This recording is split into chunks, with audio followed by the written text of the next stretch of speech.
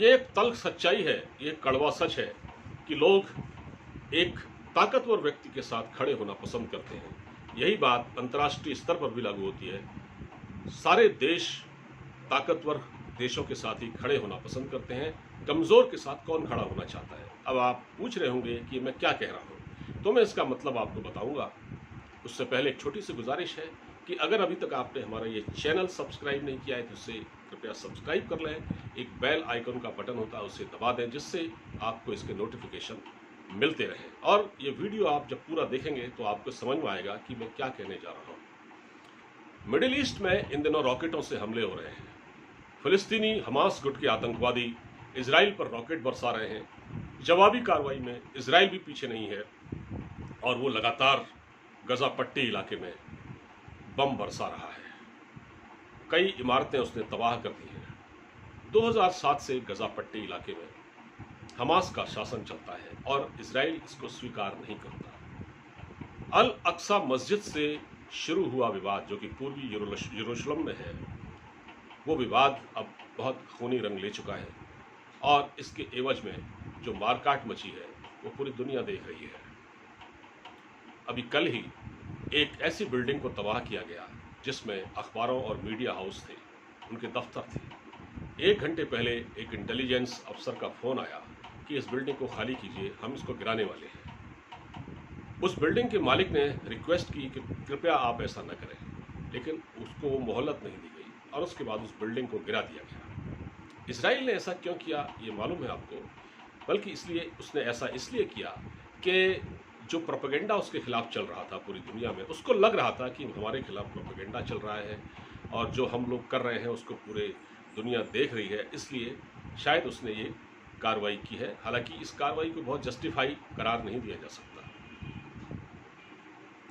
अब आप देखिए कि इस पूरे मुद्दे पर दुनिया 2 हिस्सों में बटी हुई है। एक तरफ जर्मनी है, एक तरफ बेल्जियम है। ब्रुसेल्स में प्रदर्शन हुए हैं, जर्मनी में भी प्रदर्शन हुए हैं और ब्रिटेन में भी प्रदर्शन हुए हैं, अमेरिका में भी प्रदर्शन हुए हैं, ऑस्ट्रेलिया में भी प्रदर्शन हुए हैं। एक तो ये है, फ्रांस में भी प्रदर्शन हुए हैं इजराइल के खिलाफ। इधर भारत में कश्मीर में भी इजराइल के खिलाफ प्रदर्शन हुए हैं। एक तो गुट है जो इजराइल को सपोर्ट कर रहा है, उसमें जे बाइडन भी हैं जो अमेरिका के राष्ट्रपति हैं। उन्होंने तो साफ कहा है कि इजराइल को अपनी सुरक्षा का अधिकार है। देखिए, अमेरिका इजराइल से बाहर नहीं जा सकता, उसको इजराइल का समर्थन करना ही पड़ेगा, क्योंकि अमेरिका में यहूदी लॉबी बहुत मजबूत है जो कि अमेरिका की अर्थव्यवस्था को मजबूती प्रदान करती है। वो इजराइल से पंगा नहीं ले सकते। दूसरी ओर वो देश हैं जो कि इस वक्त फिलिस्तीन के साथ खड़े हैं, उनमें एक पाकिस्तान है और दिखाने के लिए चाइना भी है और रूस भी है। उसमें टर्की सबसे बढ़ चढ़ कर हिस्सा ले रहा है और इसके अलावा ईरान है। अरब देशों का जहाँ तक ताल्लुक़ है, सऊदी अरब, यूएई, ये जो देश हैं इनका अभी रुख स्पष्ट नहीं है कि ये किसका साथ देंगे। देखिए, ये कितनी बड़ी हिपोक्रेसी है कि तैयब एर्दोगान, जो कि टर्की के राष्ट्रपति हैं, उन्होंने मुस्लिम लीडर का एक तरह से जिम्मा उठाया है। मुस्लिम लीडर की तरह वो पेश आते हैं, मुस्लिम देशों के लीडर की तरह। उन्होंने खुद 1949 में उनके देश ने इजराइल के साथ राजनयिक संबंध स्थापित किए थे। दोनों के बीच लास्ट ईयर 6 अरब डॉलर का कारोबार भी हुआ और अब वो दिखाने के लिए कह रहे हैं कि अगर हमारी ओर कोई उंगली उठी, यानी कि अल अक्सा मस्जिद की ओर कोई उंगली उठी, तो उस हाथ को हम, उस उंगली को हम तोड़ देंगे, ये उन्होंने कहा है। और वो लॉबिंग कर रहे हैं किसके साथ? पूरी दुनिया के साथ। वो लगातार इसके खिलाफ आवाज़ उठा रहे हैं, बल्कि उन्होंने ये कह दिया है कि दुनिया का कोई देश हमारा साथ दे न दे, टर्की हमेशा फिलिस्तीनियों के साथ रहेगा। वो टर्की जिसके इजराइल के साथ संबंध है और वो टर्की जो इजराइल के साथ बिजनेस करता है अरबों डॉलर का, वो उसका पाखंड देखिए कि वो फिलिस्तीन के समर्थन में बात करता है। आज अगर वो देश, अगर ईरान जैसा देश खुलकर सामने है फिलिस्तीन के, तो बात समझ में आती है, लेकिन टर्की का पाखंड समझ में नहीं आता। इसी तरह चीन का पाखंड भी समझ में नहीं आता। चीन अपने यहाँ उइगर मुसलमानों पर कितने जुल्म ढा रहा है, ये पूरी दुनिया देख रही है। उनको नमाज नहीं पढ़ने दी जाती, उनको रोजे नहीं रखने दिए जाते। और वो चाइना फिलिस्तीन के साथ खड़ा होता दिख रहा है और उसका भी इजराइल के साथ अरबों डॉलर का व्यापार है। तो ये कैसे संभव होगा? और देखिए, वही चाइना संयुक्त राष्ट्र में प्रस्ताव लाने की कोशिश करता है, इसे अमेरिका खारिज कर देता है। हालांकि इस बारे में बातचीत चल रही है, यूएन में बातचीत इसमें चल रही है।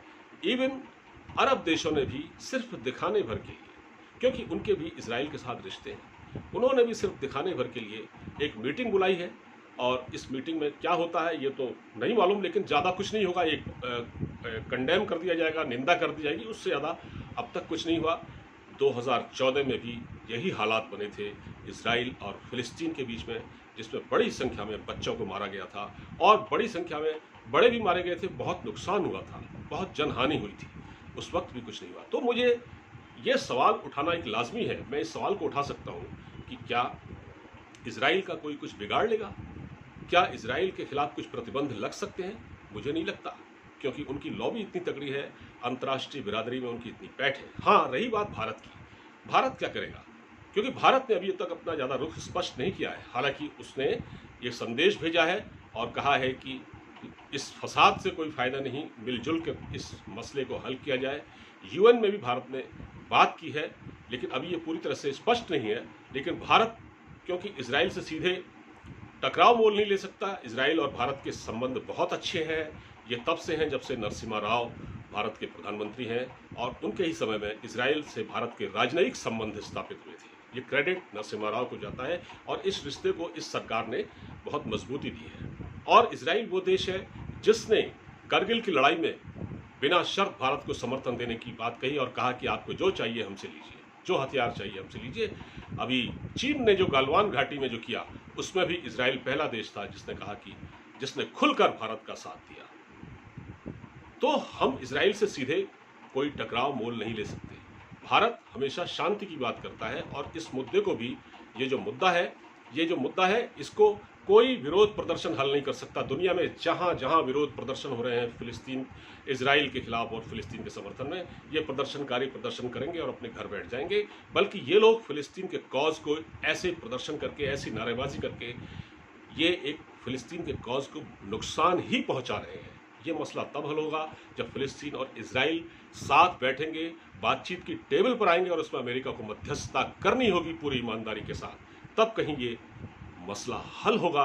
वरना आज ये शांत हो जाएगा, 2-4 साल बाद फिर ऐसी ही जो तस्वीर है इस पूरे इलाके में हमको देखने को मिलेगी। फिलहाल इस वीडियो में इतना ही। अब मुझे इजाज़त दीजिए, अपना पूरा ख्याल रखिए। वीडियो अच्छा लगा हो तो शेयर कीजिएगा। नमस्कार।